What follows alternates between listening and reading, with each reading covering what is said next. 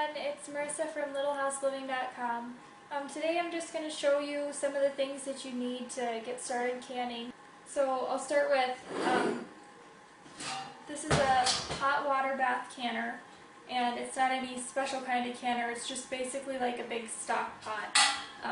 It's got a tray inside, and most of them are speckled like this.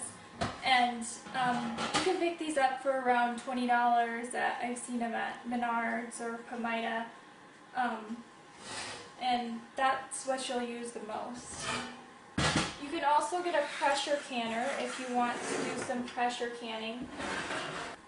These are the more expensive canners. They can can low acid foods. So these are going to cost around probably $100 to $130.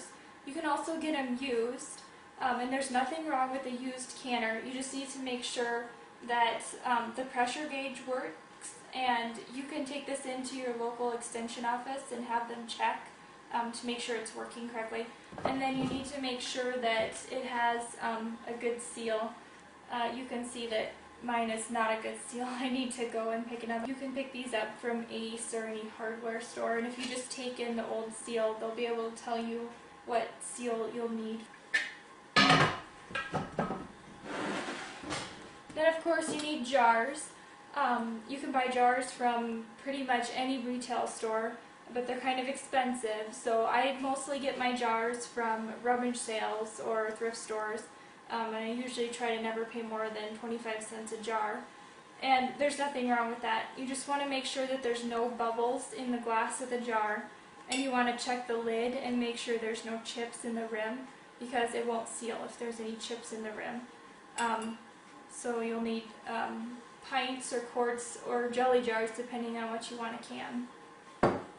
And then you'll need lids and rims for... And it's up to you if you want to go with regular mouth jars or wide mouth jars. I prefer the regular mouth jars because the lids are cheaper. Wide mouth jars are easier to fit things in. You can get lids at pretty much any retail store. The cheapest place that I've found them is Menards. There's some places where you can buy them in bulk. We found these from an Amish store when we were on vacation. You can order these from a couple places online too. I haven't found that they're that much cheaper than just buying them at Menards in the box, like this. But it's another way just to get a whole bunch at one time.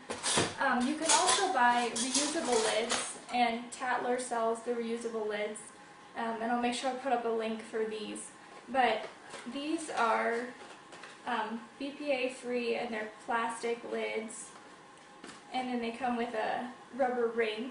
So you just put the rubber ring on the jar and then put the lid, and then just use any kind of regular rim. These are more expensive. They run about $8 a box of 12.